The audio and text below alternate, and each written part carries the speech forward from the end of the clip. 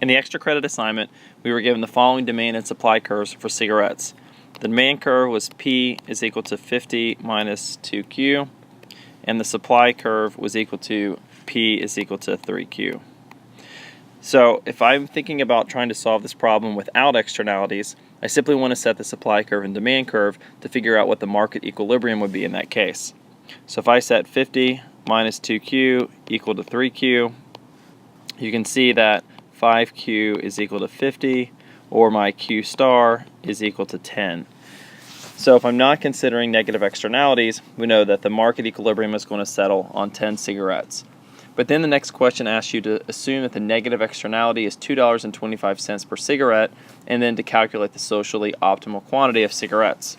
So if I draw this with my supply curve and demand curve, so P is equal to 3Q and P is equal to 50 minus 2Q.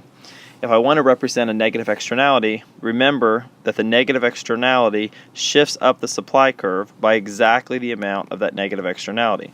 So in this case, it's P is equal to $2.25. So before, I had my original equilibrium, Q star is equal to 10, and now I want to find out what this new equilibrium quantity is, or Q, my socially optimal quantity. So this is the Q that I need to find. So to do that, I need to adjust my supply curve by adding the value of the negative externality. So now the equation that I'm solving is P is equal to 3Q plus $2.25 is equal to 50 minus 2Q. Now, solve it the same way. I have 5Q is equal to 47.75. So my socially optimal Q is then equal to $9.55, or $9.55, excuse me, I'm talking about quantity. So now, if I take into account the negative externality, I have 9.55 cigarettes. But then the question asks, if no excise taxes are imposed, how much total surplus would be lost? So remember, deadweight loss is the value that we lose when surplus is lost. So I represent that here by drawing in the following triangle. This here is my deadweight loss. Okay, so the way to calculate that is that's equal to 1/2 times base times height of that particular triangle.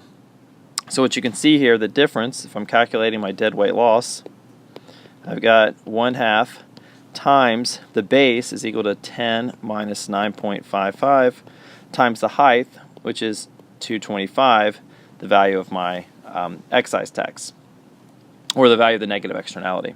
So when I do the math on this, I can see that the value of the deadweight loss is equal to 0.50625. So that's how much surplus would be lost if I didn't impose the excise tax. The last question, though, asks you to calculate how much tax revenue is raised if, in fact, the tax on cigarettes increases to $2.25. So the tax revenue is equal to the price times the quantity. But in this case, the price is the value that the government gets from the externality, which is $2.25, times the quantity. There's 9.55 cigarettes that are sold. So the total amount of tax revenue that the government is going to collect is $2.25 for each of the 9.55 cigarettes which are sold, and so that gives you a $21 and 4.4875. So that becomes the tax revenue.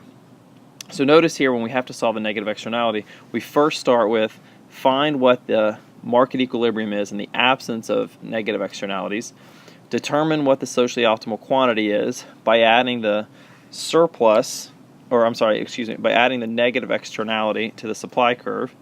Next, then we want to calculate the deadweight loss, how much surplus is lost as a result of not taking into account the negative externality. And the tax revenue for the government is simply the price, or the value of the tax, times the quantity that's sold in the marketplace. So hopefully that's helpful for you as you work through that extra credit problem.